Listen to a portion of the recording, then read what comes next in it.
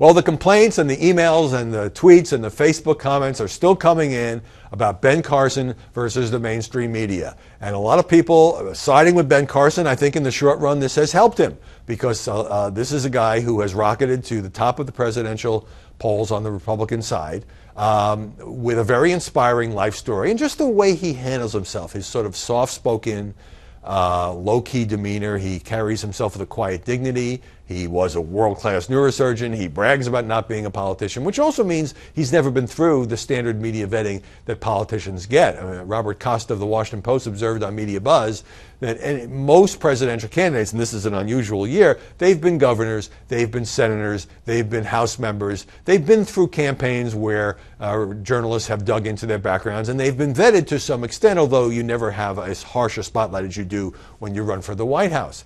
But comparisons are now being made to another African-American who sought the White House. So an email here from John I., and John says, regarding the Ben Carson media flap, had Obama's background been investigated with the same journalistic investigative zeal, I doubt that he would have been elected at all, assuming the left-wing mainstream media would have reported the results of such investigations accurately. For example, all the sealed records, his affiliations with known leftists, including Bill Ayers and particularly Frank Marshall Davis, etc.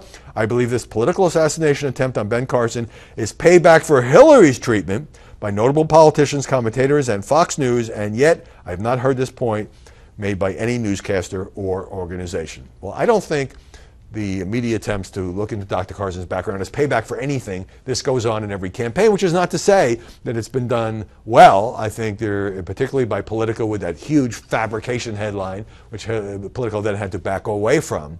I think there have been mistakes that have been made.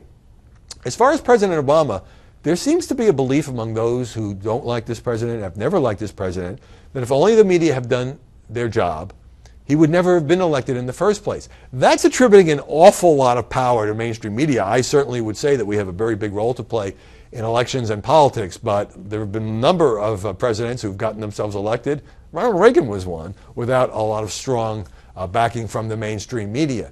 And some of the stories, in fairness, I have to point out, for example, the Reverend Jeremiah Wright and his anti-American rantings and how close Barack Obama was as a member of his church, that one was broken by ABC News. And that became such a huge media controversy at the time that then candidate Barack Obama had to give a major speech about race and himself and the Reverend Wright to try to save his campaign at that point.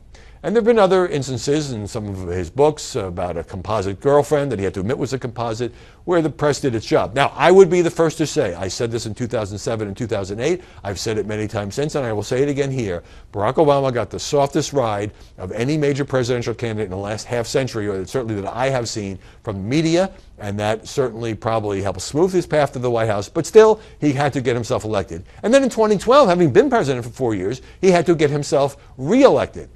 So I think it's fair to bring up, at the same time, it doesn't, even if you believe that the press was so easy on Barack Obama that we practically laid down a red carpet for him to walk into the White House, that doesn't make it right that any other candidate, Hillary Clinton, Donald Trump, Ben Carson, Ted Cruz, Marco Rubio, and on, shouldn't get the ordinary scrutiny that you would expect the media to give to any candidate, to test them, to vet them, to find out if they're the real deal. That's part of our job. We don't always do it well. We've got to do a better job.